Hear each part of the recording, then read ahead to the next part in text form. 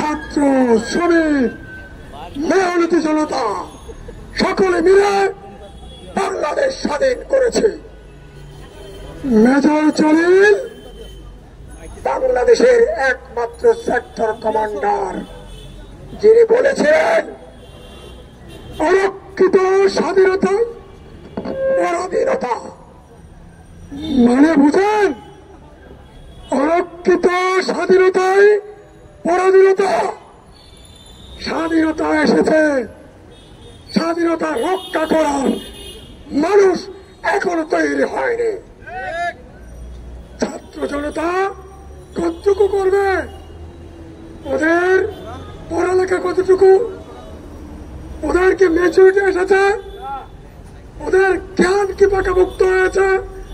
তারপরও বাংলাদেশের তথাকথিত রাজনীতিবিদদের মুখে চুন কালি মাখিয়ে আমাদের আক্তার, নাহিদ, আসিফ, কাদেরেরা বাংলাদেশের স্বাধীনতার ডাক দিয়ে বাংলাদেশকে স্বাধীন করে দিয়েছে। একটা কথা বলতে চাই, মেজর জলিল ভারতের মিত্র বাহিনীর বিরুদ্ধে লড়াই করতে গিয়ে গ্রেপ্তার হয়েছিলেন। বাংলাদেশ সরকার ভারতের ইশারায় গ্রেপ্তার করেছিলেন। একজন সেক্টর কমান্ডার হিসেবে ওনার যে প্রাপ্য ছিল সেটা রাষ্ট্র দেয় নাই। কে দেয় নাই? জাতির পিতা দেয় নাই। জাতির পিতা,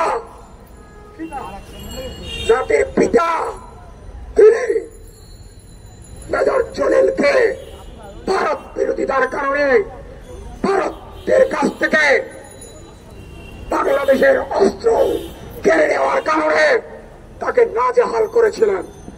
তিলে তিলে তিলে তিলে তিনি মারা গেছেন, শহীদ হয়েছেন। আজকের দিনে সুস্পষ্ট ভাষায় বলতে চাই, ক্ষমতায় যারা গেছেন রক্ত আপনারা দেননি, রাজপথে রক্ত আপনারা দেননি, আমরা দিয়েছি। গুলি আমরা খেয়েছি। যারা 16 বছর ধরে বাংলাদেশকে গিলে ফেলেছে, বাংলাদেশের মানুষের নাগরিক অধিকার, তাদের অধিকার, গণতন্ত্র বোধের অধিকার, নিঃশ্বাস নেওয়ার অধিকার কেড়ে নিয়েছে।